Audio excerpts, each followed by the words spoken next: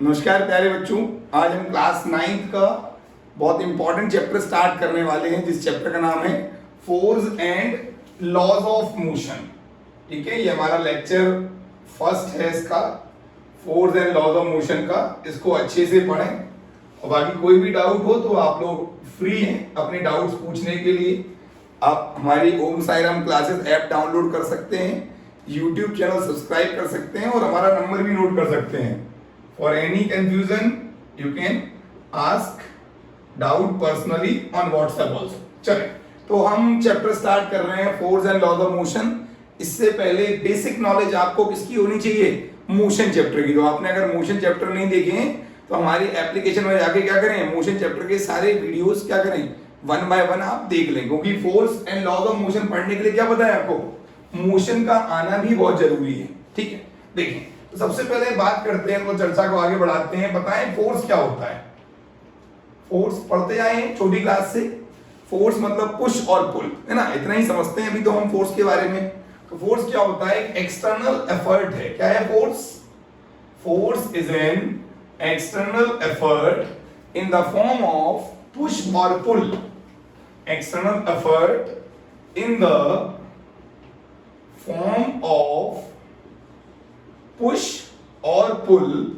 Force is an external effort. एक external effort है, याद रखो इंटरनल फोर्स भी होता है बट वो मोशन तो नहीं करता। तो हम किसकी बात करेंगे? एक्सटर्नल फोर्स की बात कर रहे हैं यहाँ पर। External effort in the form of push और पुल which can change the state of an object. state मतलब रेस्ट से मोशन या मोशन से रेस्ट। स्टेट, देन पोजीशन, बिना फोर्स के पोजीशन चेंज होना मुश्किल है। ठीक है, state, position, shape, size and direction of an object. ठीक है बेटा, direction of an object. Force क्या है? एक एक्सटर्नल एफर्ट है जो बहुत सारे काम कर सकता है, बट हम अप्लाई कैसे करते हैं? स्क्रैचिंग, रबिंग, हिटिंग, ठीक है, प्लकिंग, ये सारे किसके फिनोमेना है? ये सब कुछ फोर्स के फिनोमेना है। ठीक है, हम फोर्स को ही अप्लाई कर रहे हैं। तो पुश और पुल क्या है? फोर्स है। पुश करना मतलब धक्का देना, पुल करना मतलब खींचना। कभी कभी देखा होगा गेट पे लिखा होता है पुश, और आप क्या करते हैं, जाके उसे खींचने लगते हैं, क्योंकि आपको उतना क्लियर नहीं होता है कॉन्सेप्ट उस समय। तो अभी हम कॉन्सेप्ट क्लियर कर रहे हैं। देखो यहाँ पर डिनोटेड बाय कैपिटल एफ। इससे डिनोट करते हैं बेटा, इसको हम कैपिटल एफ से डिनोट करते हैं। यूनिट क्या है इसकी? यूनिट जो एसआई यूनिट है बेटा, जो एसआई यूनिट है वो होती है इसकी Newton. Newton is the SI unit of force. ठीक है, इन द ऑनर ऑफ, किसके नाम पर रखा गया है? Sir Isaac Newton. Sir Isaac Newton ने हमें बताया था कि फोर्स क्या होता है, फोर्स के बारे में इन्होंने रिसर्च की थी। ठीक है, मतलब फाइनेस्ट साइंटिस्ट है, नोबेल प्राइज विनर है, और इनके नाम पर रखा गया है फोर्स की यूनिट। ठीक है, और फोर्स कैसी क्वांटिटी है? It's a vector quantity. अब वेक्टर क्या होता है आपको पता होगा, मोशन बढ़ा है तो जैसी क्वांटिटी जिसके पास मैग्नीट्यूड हो, न्यूमेरिकल वैल्यू हो, और जिसके पास डायरेक्शन हो, उसे क्या बोलते हैं? और जो वेक्टर के लॉ को फॉलो भी करे उसे हम लॉ, उसे बोलते हैं वेक्टर क्वांटिटी बोलते हैं। ठीक है, इट्स अ वेक्टर क्वांटिटी। ठीक है, फोर्स क्या है हमारा? वेक्टर क्वांटिटी है। ठीक है, यहां तक बात समझ में आई कि फोर्स एक एक्सटर्नल एफर्ट है जो किसी ऑब्जेक्ट को मूव कराने में क्या करेगा? हेल्प करेगा हमारी। ठीक है, वेक्टर क्वांटिटी है। और हमारी एसआई यूनिट क्या है? एसआई यूनिट है न्यूटन। देखो एसआई यूनिट का मतलब होता है MKS unit, metre kilogram second. एक इसकी सीजीएस यूनिट भी होती है, CGS, centimetre gram second unit होती है। Dyne is the CGS unit. आप बोल सकते हो 1 न्यूटन में कितने होते हैं? याद रखिए काम आएगा। 1 न्यूटन में 10 की पावर 5 डाइन होता है। कितना होता है बेटा? 1 newton is equal to 10 to power 5 dyne. 1 newton में 10 की पावर 5 डाइन मतलब 1 लाख डाइन होता है 1 न्यूटन के अंदर। इतनी बात समझ में आई कि फोर्स क्या है? एक्सटर्नल एफर्ट है। आपने पढ़े होंगे type of forces in 8th standard, पढ़े थे हमने। Contact forces, non contact forces पढ़े थे। कॉन्टैक्ट के टाइप थे, नॉन कॉन्टैक्ट के टाइप थे। बट यहाँ पर हम कॉन्टैक्ट नॉन कॉन्टैक्ट नहीं पढ़ने वाले हैं। यहाँ पर हम बैलेंस और अनबैलेंस फोर्स पढ़ेंगे। ठीक है, तो आपको बात समझ में आई? आई होप इतना क्लियर हो गया होगा ठीक है, इसको नोट करेंगे, आगे चलें। देखें अब आगे चलते हैं इसमें और अब बताते हैं आपको इफेक्ट्स ऑफ फोर्सेस। क्या बताते हैं? Effects of forces. फोर्स आखिर क्या क्या कर सकता है, मतलब फोर्स क्या क्या कर सकता है, और उससे पहले आपको एक स्टोरी भी सुनाएंगे। ठीक है, हटा देते हैं इसे। अब हम देखें, एक साइंटिस्ट थे जिनका नाम हिंदी में अगर हम बोलें तो उन्हें बोलते हैं अरस्तु। अरस्तु मतलब Aristotle.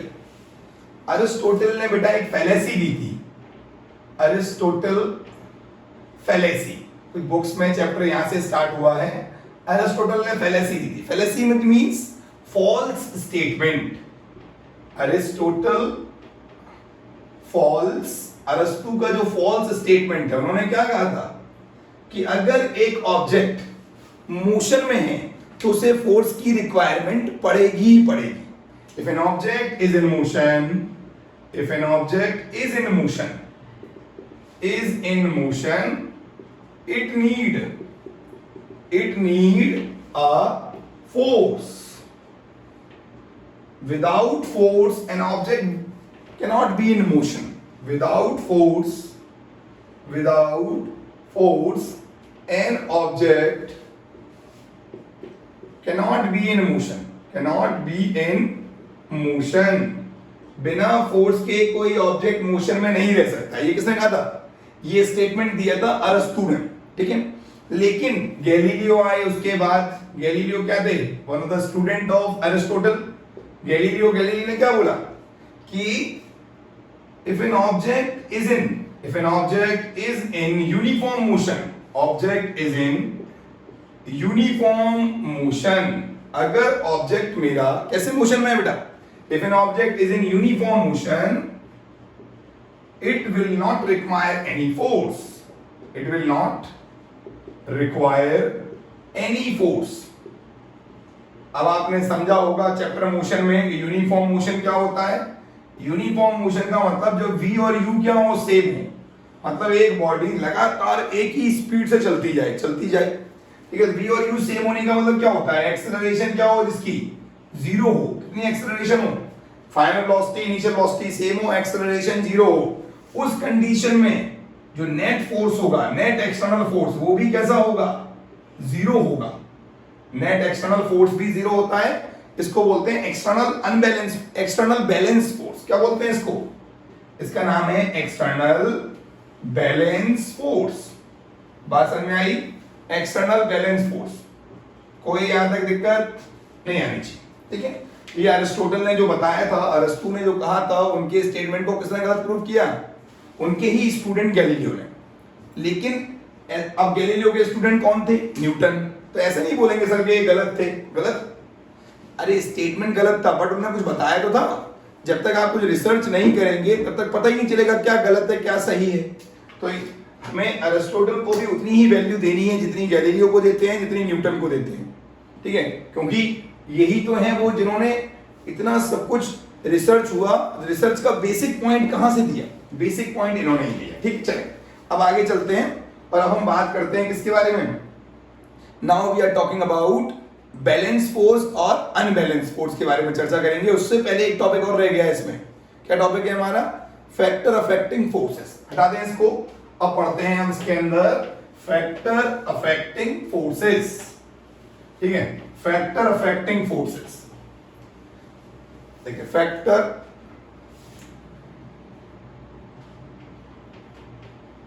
Factors affecting by force. Force किन किन चीजों को अफेक्ट करता है? पहला, force can change state from rest to motion और motion to rest of an object. किसी ऑब्जेक्ट के रेस्ट से मोशन में, मोशन से रेस्ट में अगर कोई चेंज करता है तो कौन कर सकता है बेटा? फोर्स कर सकता है। Second, force can change the speed of an object. Force object की स्पीड को चेंज कर सकता है। Force can change change shape, size, direction, momentum, मतलब विदाउट फोर्स कोई भी चीज होना पॉसिबल नहीं है. Force can change shape, size, direction, momentum of an object. ठीक है. तो हमने ये बात की फैक्टर अफेक्टिंग बाय फोर्स, मतलब फोर्स बहुत सारे काम कर सकता है. ठीक है. जो भी आप वर्क कर रहे हैं याद रखें, मतलब ऑब्जेक्ट की किसी भी चीज में अगर चेंज आ रहा है तो डेफिनेटली क्या लग रहा होगा, वहां पर फोर्स होगा, बैलेंस और अनबैलेंस. चलो हटाते हैं इसे. अब हम बात करेंगे किसके बारे में बेटा, बैलेंस फोर्सेस और अनबैलेंस फोर्सेस. ठीक है. देखें, बताओ बैलेंस फोर्स क्या होता है, ऐसा फोर्स जिसका सम क्या हो, जीरो. देखो दो टाइप के फोर्सेस हैं हमारे पास. पहला फोर्स क्या है, बैलेंस फोर्सेस. बैलेंस्ड फोर्सेस है हमारे पास. पहला फोर्स कौन सा है, इसका नाम है बैलेंस्ड फोर्सेस. बैलेंस समझते हो, नेट क्या हो जाए, जीरो. और एक है मेरा अनबैलेंस्ड फोर्स. Unbalanced forces. देखो बैलेंस फोर्स क्या होता है, जब बहुत सारे फोर्स आप पर लग रहे हैं. मान लो मैं भी फोर्स लगा रहा हूं, घर वाले, दोस्त सब फोर्स लगा रहे हैं, बट तुम कर कुछ नहीं रहे. मतलब ना तुम्हारी स्पीड में चेंज आ रहा है, ना तुम्हारे मोमेंटम में, डायरेक्शन में, किसी में कोई चेंज नहीं आ रहा. इट मींस क्या है, वो बैलेंस फोर्स है. When the sum of many forces, when the sum of, sum मतलब एडिशन. अब ये बताओ फोर्स कैसी क्वांटिटी है, वेक्टर, तो कैसा सम होगा, वेक्टर सम होगा. When the sum of many forces is equal to zero, when the sum of many forces is equal to zero, sigma F external is equal to क्या हो जाए, zero Newton हो जाए. तो उसे क्या बोलते हैं, उसे हम बैलेंस फोर्सेस बोलते हैं. इस कंडीशन में मोशन कैसा होगा, यूनिफॉर्म मोशन. कैसा होगा, यूनिफॉर्म मोशन. यूनिफॉर्म मोशन क्या होता है, जब एक बॉडी इक्वल डिस्टेंस कवर करती है, किसमें, इक्वल टाइम इंटरवल में. It is known as uniform motion. तो यहां देखो, when the sum of many forces, many forces is not equal to zero, not equal to zero, sigma f external is not equal to zero Newton. ठीक है. Body का motion कैसा होगा, body का motion होगा नॉन यूनिफॉर्म मोशन. कैसा होगा, non uniform motion. Non uniform motion. आपको मैं एग्जांपल देता हूं. देखो क्या होता है, एक कंपटीशन होता है, उसे बोलते हैं टग ऑफ वॉर. क्या बोलते हैं, टग ऑफ वॉर. अरे रस्सी खींचने वाला कंपटीशन है, अंग्रेजी में टग ऑफ वॉर कह देते हैं उसे. ठीक है. और एक होता है सी सॉ, देखा होगा आपने. ठीक है. टग ऑफ वॉर में क्या होता है, एक रस्सी होती है, दो टीमें होती हैं, क्या करती हैं, उसको वो खींचती हैं. ठीक है. अब टीमें खींच रही हैं, मान लो ये हमारी एरो है ये. अब ये जिस दो टीम खींच लेगी वही टीम जीत जाएगी. मान लो दोनों टीमें सेम फोर्स की हैं, इधर भी 5 न्यूटन लग रहा है, इधर भी 5 न्यूटन लग रहा है. अब क्या हो जाएगा, नेट फोर्स क्या हो जाएगा, जीरो. कोई टीम मैच नहीं जीतेगी. ऐसे ही सीसो की बात कर लो. मान लो यहाँ पर एक ऐसा लगा दिया, ट्रायंगल बना दिया. ठीक है. ये हमारा एक वो है, पटिया है. ठीक है. इस पे क्या बैठे हुए हैं, आप बैठे हुए हैं. इस पे आप बैठे हुए हैं, एक पे आपका दोस्त बैठा हुआ है. और दोनों का वजन कैसा है, दोनों सेम वेट के हैं, 50-50 kg के हैं दोनों. तो क्या रहेगा, वो बैलेंस रहेगा. तो नीचे जाएगा ना ऊपर जाएगा. कौन सी कंडीशन है ये मेरी बैलेंस फोर्स वाली कंडीशन है. अब बताओ अनबैलेंस फोर्स क्या होता है. अनबैलेंस फोर्स देखो, ये मेरा टग ऑफ वॉर में when a team win a match, when a team win a match. ठीक है. जब टीम कोई मैच विन कर जाती है तो क्या होता है, डेफिनेटली वो अनबैलेंस फोर्स होगा. या फिर एक सीसो बना लो भैया, सीसो बना लिया हमने. और देखो यहाँ पर क्या है, यहाँ पर थोड़ा सा और बड़ा कर लेते हैं इसको. देखो यहाँ पर आप बैठे हुए हैं, कद्दू से वैसे मोटे हो गए क्योंकि आजकल लॉकडाउन चल रहा है तो काम तो कुछ हो नहीं रहा है. और यहाँ पर आपका दोस्त बैठा हुआ है और कमजोर है, तो आपने क्या किया, उसको ऊपर उठा दिया. तो क्या हो गया, ये अनबैलेंस फोर्सेस का एग्जांपल हो गया. बात समझ में आई. When the forces sum of the forces is zero, it is balanced force. When the sum of the forces is not equal to zero, this is known as unbalanced force. जब आप क्या करते हैं, कहीं सब्जी वब्जी लेने जाते हैं, रखता ना सामने वाला इंसान 1 kg रखता है, फिर यहाँ पर कुछ आम रखता है या कुछ भी सब्जी रखता है, बैलेंस करता है दोनों को, तो बैलेंस हो जाता है, तभी तो आप सब्जी लेते हो। ऐसा होता है क्या 5 किलो रख दिया उसने और 1 आलू रख दिया, बोला 1 आलू लो 5 किलो हो गया, ऐसा नहीं होता है। बैलेंस होगा तभी आप परचेज करेंगे। तो कौन कौन से फोर्सेस हैं बेटा, बैलेंस और अनबैलेंस फोर्सेस। और फोर्स कैसी क्वांटिटी है, वेक्टर। 5 न्यूटन कितना होता है, पूछ लेना तुम किसी से भी, 11th के बच्चे से पूछना, ठीक है, तुम तो छोटे हो ना, देखें किसी 11th या 12th वाले से पूछना 5 न्यूटन कितना होता है, तो वो बोलेगा 10 न्यूटन, मतलब वो सबसे बड़ा बेवकूफ है इस दुनिया में। क्योंकि 5 और 5 जरूरी नहीं कि 10 हो, 0 भी हो सकता है। देखो चेक करते हैं, आपको ऐसा लग रहा होगा सब मजाक कर रहे हैं, लेकिन तो 5 न्यूटन कितना होता है, किसी से भी पूछ लेना, मालूम चल जाएगा उन्हें फिजिक्स की कितनी नॉलेज है, दीदी से भैया से, मतलब 5 न्यूटन। आ जाओ देख खेलते हैं थोड़ा सा, फिजिक्स वैसे भी खेलने की चीज है, देखें इसको थ्योरेटिकली नहीं प्रैक्टिकली समझते हैं। देखो चलो 5 न्यूटन लगा दिया एक डब्बे पर, आप और आपका दोस्त क्या कर रहे हैं, इस बक्से को सरका रहे हैं, कितना हो जाएगा 10 न्यूटन। चलो ये तो एक केस हो गया। सेकंड केस मैंने कहा 5 न्यूटन, चलो आपने 5 न्यूटन लगाया, मैंने 5 न्यूटन लगाया। अब बताओ नेट फोर्स कितना होगा, नेट फोर्स इस कंडीशन में क्या होगा, 0 न्यूटन। इस कंडीशन में क्या था, नेट फोर्स 10 न्यूटन। चलो अगला देख लेते हैं, थर्ड केस। मैंने कहा भैया 5 न्यूटन, चलो आप ऐसे लगा रहे हो, लो आप ऐसे लगा रहे हैं 5 न्यूटन। अब क्या होगा, कुछ नहीं होगा, जितना एक्शन करोगे उतना ही रिएक्शन मिलेगा, ठीक है। कुल मिला के नेट फोर्स क्या होगा इस पर, नेट फोर्स जो आपने अप्लाई किया है हॉरिजॉन्टल में, कौन सा फोर्स, हॉरिजॉन्टल समझते हो, एक्स एक्सिस में, वो 0 है, वर्टिकल में फोर्स अप्लाई किया, ठीक है। फोर्थ केस देखो, मान लो ये डब्बा है, एक इधर खींच रहा है 5 न्यूटन से और एक इधर खींच रहा है 5 न्यूटन से। अब बताओ कितना फोर्स होगा इसका, नेट फोर्स। अब क्या लगाना पड़ेगा, अब लगाना पड़ेगा पाइथागोरस थ्योरम, ठीक है। तुम्हारे लिए पाइथागोरस थ्योरम, वैसे ट्रायंगल लॉ पैरेललोग्राम लॉ होता है बड़ी क्लास में।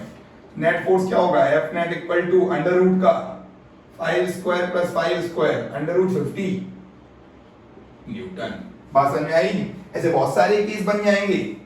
फोर्थ केस, फिफ्थ केस देखो, चलो आ जाओ, ये ऐसा है, अब 5 न्यूटन और एंगल है इनके बीच में थीटा, किस पर डिपेंड करता है, तो फोर्स का सम है वो एंगल पर डिपेंड करता है, किस पर डिपेंड करता है, sum of forces depend upon the angle between them, depend upon the angle between them, because they are vector quantity, they are vector quantity।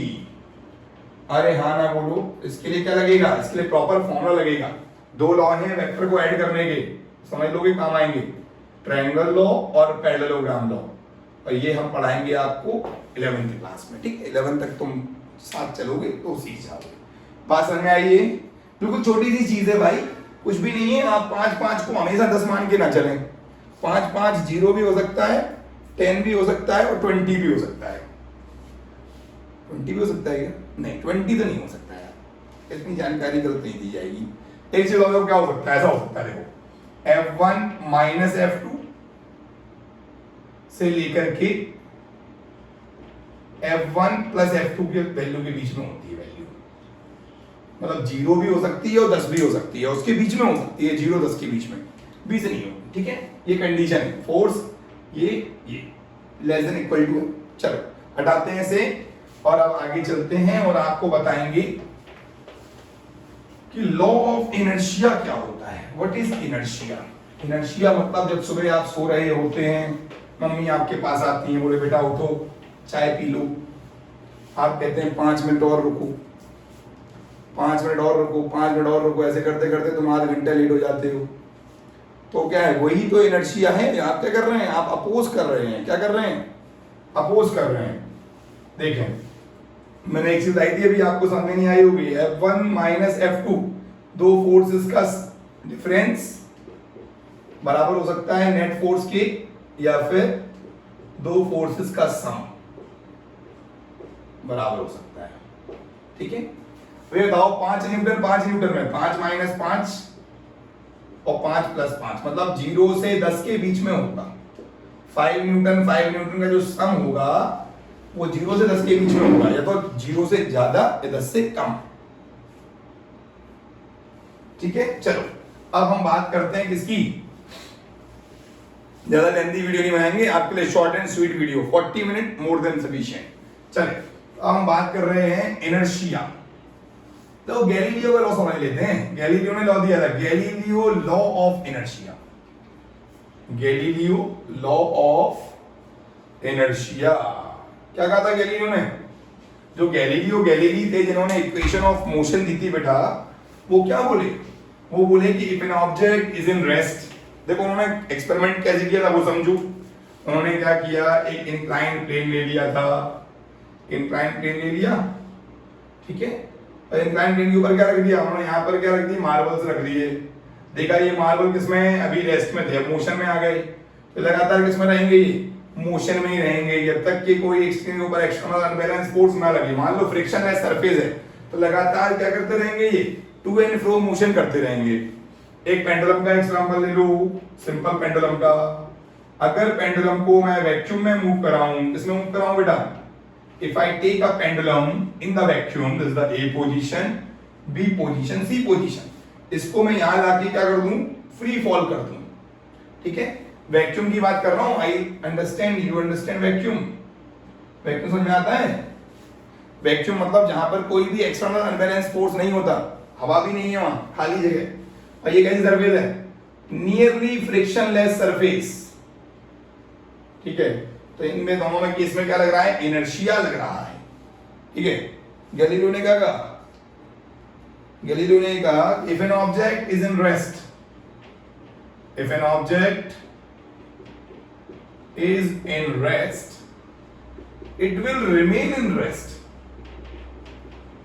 it will remain in rest. Or if an object is in motion, it will remain in motion, it will remain in motion until and unless motion, until and unless, देखें, until and unless an external unbalanced force, an external unbalanced force apply on it, apply on it। क्या बोला है, फिर सुनो, अगर एक object rest में है तो किसमें रहेगा, ठीक है, अगर एक ऑब्जेक्ट रेस्ट में तो रेस्ट में रहेगा, और मोशन में तो मोशन में रहेगा। कब तक, जब तक कि उसके ऊपर कोई एक्सटर्नल अनबैलेंस फोर्स अप्लाई नहीं किया जाता। ठीक है, ये किसके लिए अप्लाई होता है, अगर यूनिफॉर्म मोशन है, याद रखो ये लॉ किसके लिए एप्लीकेबल है, यूनिफॉर्म मोशन के लिए। जब v और u क्या हो, सेम हो, एक्सेलरेशन 0 हो और फोर्स भी क्या हो बेटा हमारा 0 न्यूटन हो, तब ये लॉ क्या होता है, एप्लीकेबल होता है। ठीक है, this is the law for object is in rest और ऑब्जेक्ट इज इन मोशन। कौन सा मोशन, यूनिफॉर्म मोशन। कौन सा मोशन बेटा, यूनिफॉर्म मोशन। बात समझ में आई? चले अब बताओ इनर्शिया क्या होता है, what is inertia.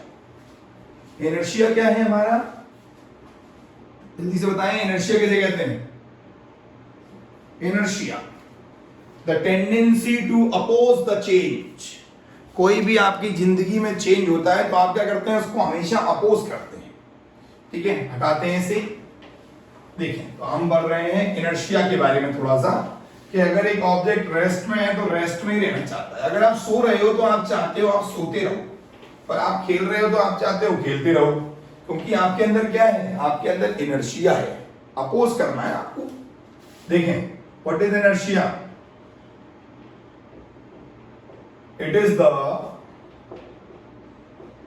tendency to oppose the change, tendency of an object to oppose the change, to oppose या फिर resist the change, resist the change,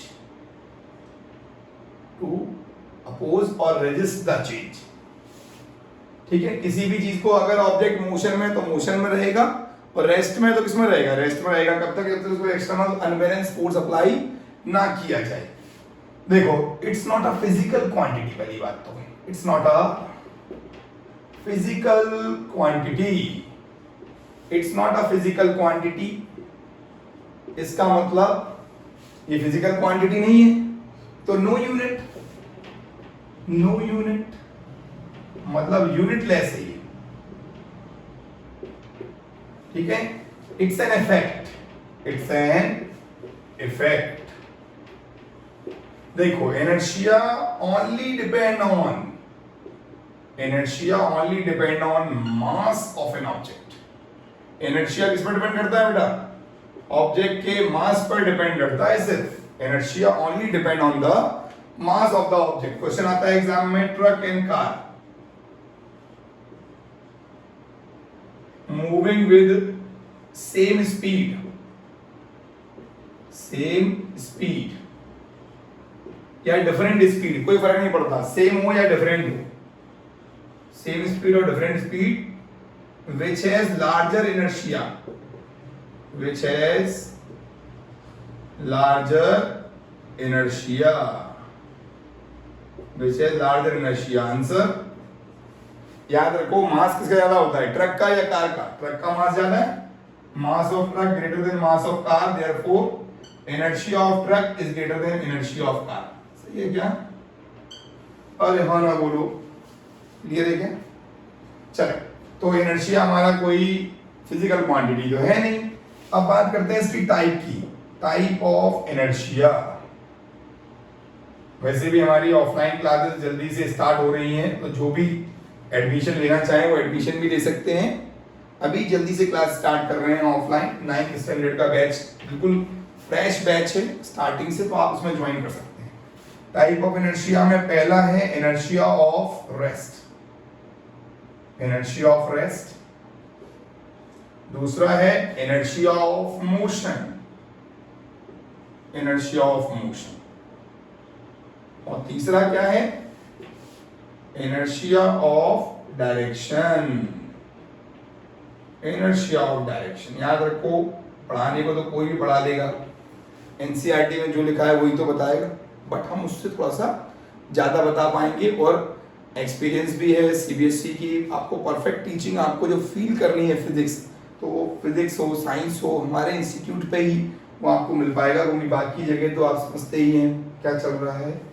देखें, तो inertia of rest, inertia of motion, inertia of direction. Rest क्या कहता है, अगर एक object rest में, तो रेस्ट में रहेगा जब तक कोई एक्सटर्नल अनबैलेंस फोर्स नहीं लगाते, और अगर एक ऑब्जेक्ट मोशन में तो मोशन में रहेगा, और अगर एक ऑब्जेक्ट की डायरेक्शन चेंज हो रही है तो डायरेक्शन चेंज होती रहेगी। एग्जांपल लो, चलो, एक बस में आप चल रहे हैं, बस में आप खड़े हुए हैं, बस चल रही है, जैसे ही ड्राइवर सडनली ब्रेक लगाता है, क्या होता है, ड्राइवर ने कम ब्रेक लगाए तो बस तो, अभी देखो इनिशियली क्या था, बस भी मोशन में थी, हम भी मोशन में थे, अचानक से बस किस में आ गई, रेस्ट में। बट हम कभी भी किस में हैं, हम मोशन में, तो हम कहाँ जाएंगे, फॉरवर्ड डायरेक्शन में जाएंगे। वो कौन सा हो जाएगा, वो इनर्शिया ऑफ मोशन हो जाएगा। क्या हो जाएगा बेटा, इनर्शिया ऑफ मोशन। अगला एग्जांपल लो, मान लो आप खड़े हुए हो बस में, अचानक से बस चल पड़ी, बस एकदम सडनली स्टार्ट हुई, तो you fall in backward direction. ऐसा क्यों होता है, because due to inertia of rest. Initially आप भी रेस्ट में हैं, बस भी रेस्ट में है, ठीक है। तो जैसे ही बस चलेगी तो क्या होगा, आप, बस तो मोशन में आ जाएगी, बट अभी आप किसमें हैं, अभी भी आप रेस्ट में हैं, तो दैट्स व्हाई आप बैकवर्ड फॉल हो जाओगे। थर्ड एग्जांपल लो, बस के एग्जांपल ले रहे हैं। अचानक से मान लो आपकी स्कूल बस एक टर्न लेती है, गोलंबर पर कहीं भी हिली एरिया पर टर्न लेती है, तो टर्न लेने में क्या होगा, आप देखते हैं, एकदम साइड में हो जाते हैं, एकदम अपनी पोजीशन को बैलेंस करते हैं, because of due to inertia of direction. जैसे ही बस टर्न होगी, आपको क्या करना पड़ेगा, उसके अकॉर्डिंग अपनी डायरेक्शन क्या करनी पड़ेगी, चेंज करनी पड़ेगी। बात समझ आ रहा है, this is known as inertia of direction, inertia of rest, inertia of motion, inertia of direction. ये बताओ, रेस्ट में और देखो एग्जांपल, ये वाला एग्जांपल ले सकते हो आप, ये वाला एक कार्डबोर्ड है, इसके ऊपर हमने क्या किया, ये 5 रुपी कॉइन रखा है, इसको हिट करेंगे, ये आगे जाएगा और कॉइन फॉल इनसाइड। देखा, एक मैजिशियन आते हैं, शो होता है, टेबल पर क्लॉथ रख देते हैं, बहुत सारे सामान रख देते हैं ग्लास के, और क्लॉथ को खींचते हैं जोर से। क्लॉथ को खींचेंगे तो क्या होगा, क्लॉथ निकल जाएगा और सामान वैसे का वैसे ही रहेगा। आपने गेम खेला होगा I think, carrom board. Carrom board में क्या करते हैं, नीचे वाले को हिट करते हैं, क्या होता है,